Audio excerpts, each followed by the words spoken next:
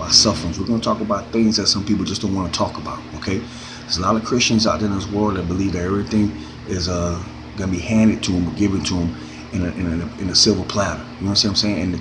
And that's the message that some of the Christians are broadcasting around the world.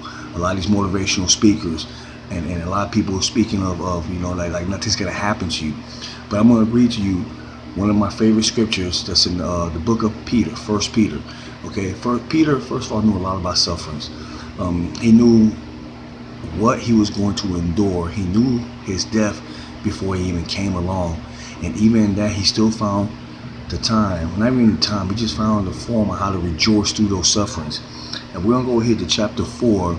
I'll read out of NIV chapter 4, verses 12 and 13. He goes, "Dear friends, do not be surprised at painful trial.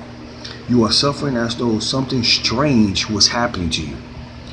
But rejoice that you participate in the sufferings of Christ, so that you may be overjoyed with glory it is revealed."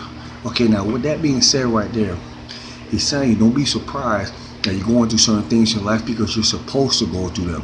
Even when I was out there and I was doing my whole gang banging thing, we knew once we got involved and we were repping, we knew we were going to face some things. We knew we were going to go to jail. We knew we were going to have to fight. We knew we were going to have to go to shootouts. We knew all that stuff was going to happen. We were glad to go through it. When I was in the military, it was the same way. We joined the military. We knew at some point, especially when I joined during the time of war. Okay, we knew at some point you had the chance at a very high stake that you were going to war. Biggest problem we had in the military, the biggest problem we had in the gangs, that when it got serious, that's when people start flaking, and people start exiting out, and people start being chicken. Okay, being a Christian takes a lot of heart. I don't care what some of y'all think. I don't care what the world thinks. Being a Christian takes a lot of heart. You go through a lot of persecutions in life. You have to hold your tongue half of the time, okay? You can't speak certain things upon people because you understand the power that lies in the tongue, okay?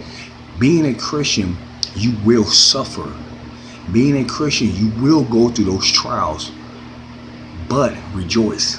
Know that God will give you the strength to make it through those trials and through those temptations and the trials and the difficulties. There will be some type of promotion towards the end.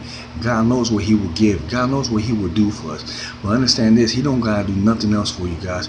The day that he gave his only begotten son on that cross, he did more than enough than what he would ever do. You understand what I'm saying? So now always remember this: when you're going through the trials, when you're going through the tribulations, when you're going through sufferings in life, remember that you are supposed to go through this. And if you're not going through one right now, you will be going through it right now. Have the hope in Jesus Christ. Have the hope in our Lord and Savior that he will take you through these trials and you will make it through it victoriously. Because when you make it through it victoriously, you bring the glory and the honor to our Father who is in heaven. You guys be blessed. I'll see y'all later, and I'll have another message.